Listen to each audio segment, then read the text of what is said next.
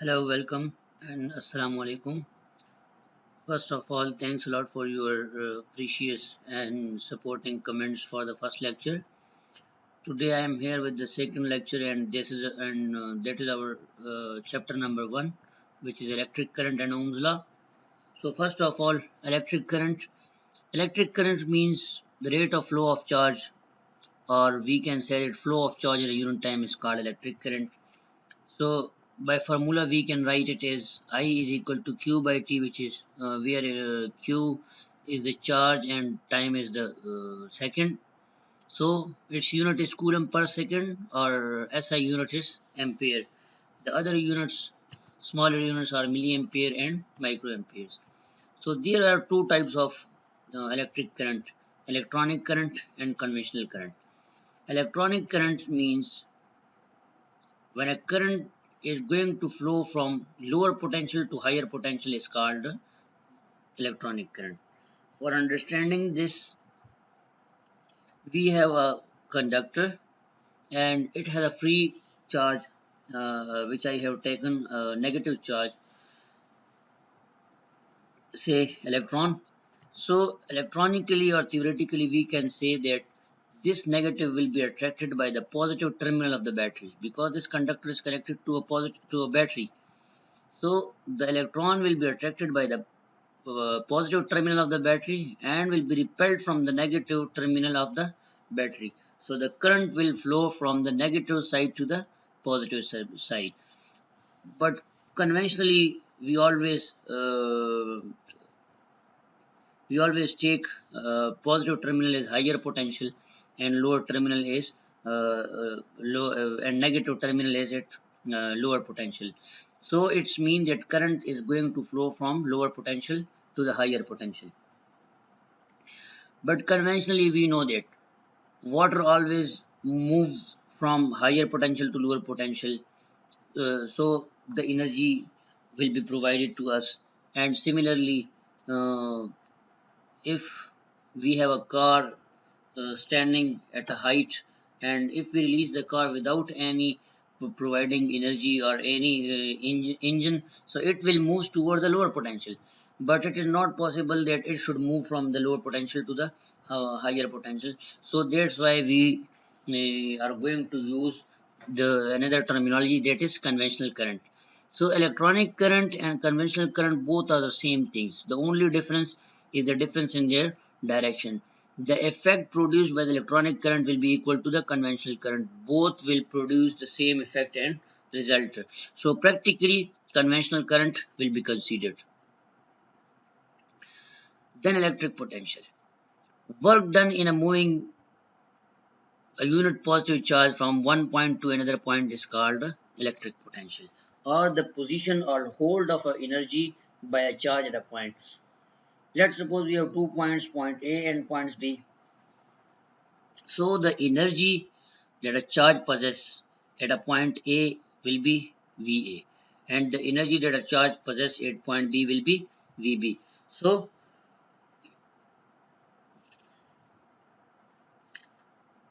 the charge having energy V will be taken it as potential. Let's suppose we have two points A and points B. So if I can say that point A is at higher potential and point B is at lower potential, and I place a charge in between them, so the charge will move from point A to point B. Why? Because there is the potential difference. Whenever there is a potential difference, the current will flow. It's mean that for flowing current there must be potential difference.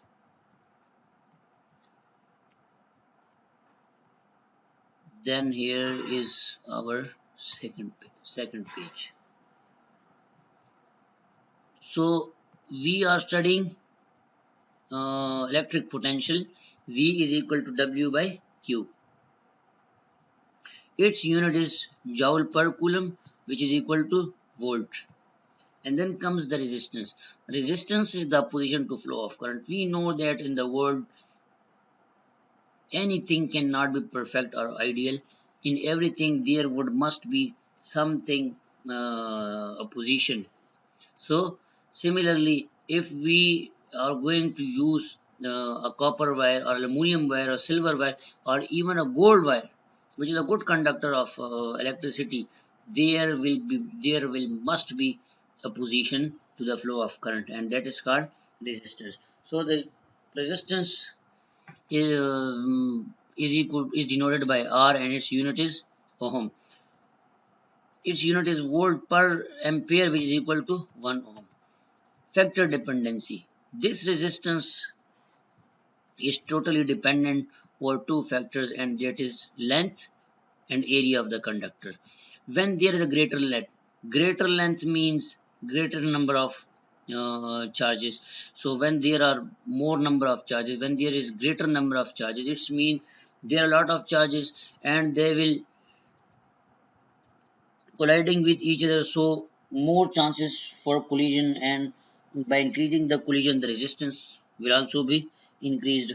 So and similarly, if there is greater cross sectional area, it's mean there is a vast space for the movement of charges. So if the area is greater, it's mean there is great space or more space for the movement of charge, so lesser the collision, it's mean that there will be lesser the resistance. So resistance is directly proportional to the length and inversely proportional to the cross sectional area. By combining these two equations, we can these two relations we can get resistance is directly proportional to the length and inversely proportional to a. By removing the proportionality the sign, I am going to use the proportionality constant, which is rho, and this rho is resistivity. What is resistivity? It is the internal property or characteristics of a body or a material. If we have two material, let's suppose A and B. So if the material A has highest resistivity, it's mean that the the internal molecules collide with each other, so that the internal collisions will be greater. That's why their resistance is also they have also greater resistance. But the body B has lesser resistance. It's mean that internal collisions between the particles, between the molecules or charges is lesser. That's why they have lesser collision. When lesser collision, it's mean they have lesser resistance. So resistivity is the internal property of a body. If we have asked in examination that what is the unit of resistivity, for this we have to derive an equation for resistivity. From this equation, rho is equal to Ra divided by L. So we can clearly get their ohm meter. So ohm meter is the unit of resistivity or rho. Then comes the conductance. Conductance is the reciprocal of resistance. Similarly, opposition to flow of current is called resistance. So conductance is the support to flow of current, or support to flow of current, or effort to flow of current, and it is the reciprocal of the resistance. So we can clearly see in here that it is denoted by G, and G is equal to 1 over R. So its unit is per ohm or mho or Siemens, but we have to use Siemens because it is the SI unit of the conductance.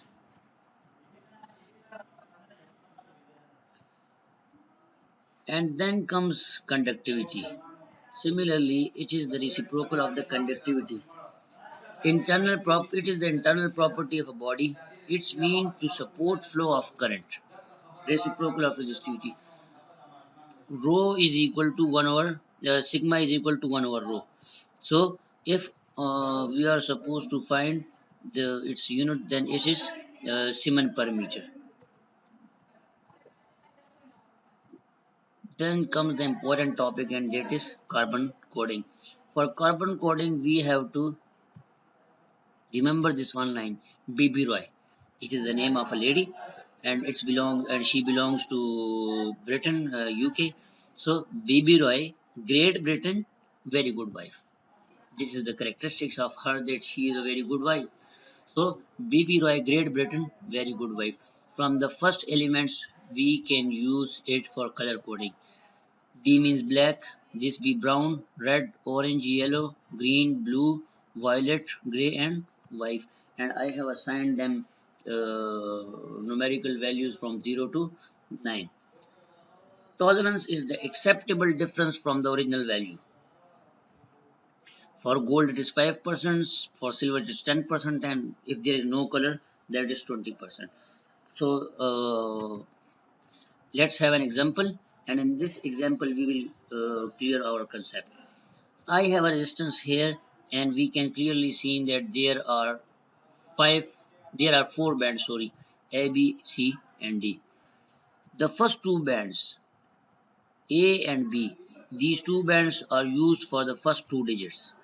They will represent first two digits. The third band, which is C band, this is used to represent the number of zeros. And the last and fourth band is used for the tolerance.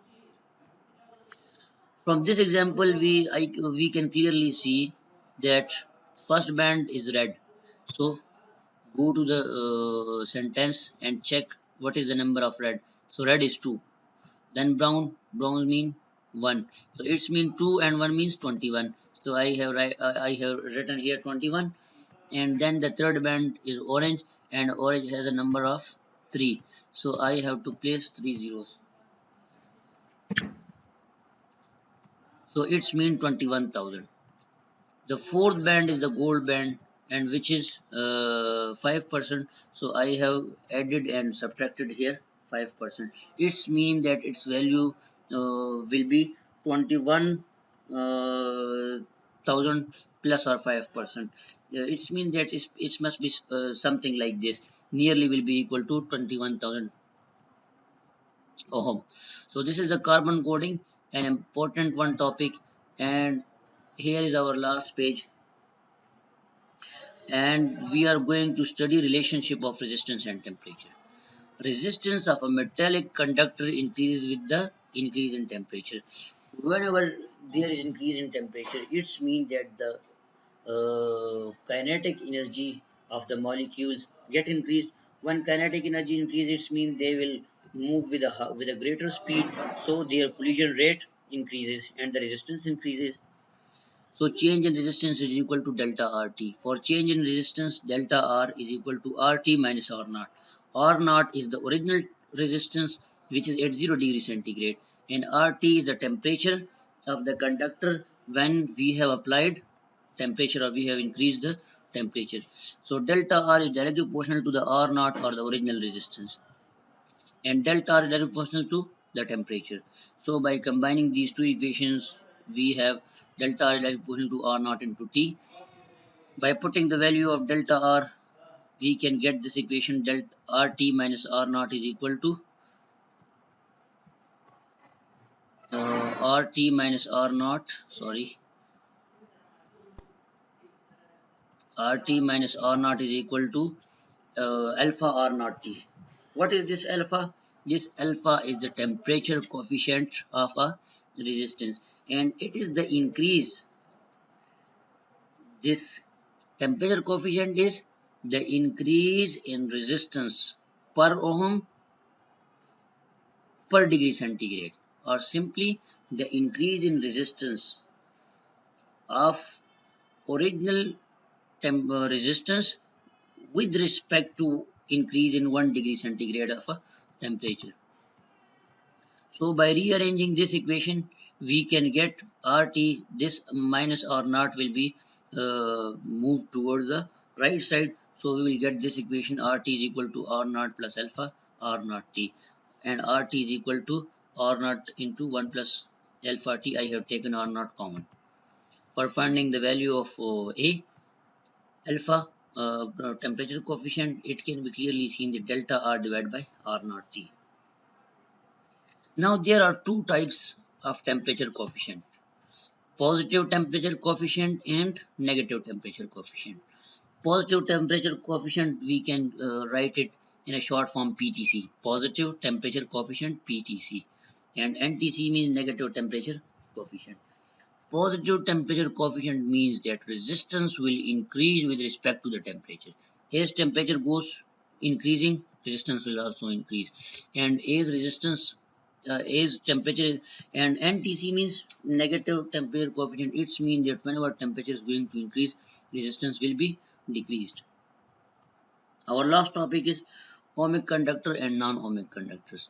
Ohmic conductors are those conductors which obey Ohm's law, or they are totally independent of the temperature. Their resistance will be their resistance will be fixed. Their resistance will be fixed. But non-ohmic conductors are those conductors which vary their resistance with respect to temperature. So we can clearly see here that filament bulb has a curve graph, and thermistor also has a curve graph. Thermistor has a property that its resistance increasing with the decrease in the temperature. While filament bulb, if we have a filament bulb and we can brighten it up for 10 minutes, after 10 minutes we cannot touch it physically because it gets too hot that we cannot touch it. So filament bulb has a property that its temperature increasing with the that its resistance increasing with the temperature. So it is a positive. So it has a positive temperature coefficient, while thermistor has a negative temperature coefficient. So these are the two types of the temperature coefficients. I hope you will get a lot from this lecture and clear your concepts. I will share these notes in a hard form.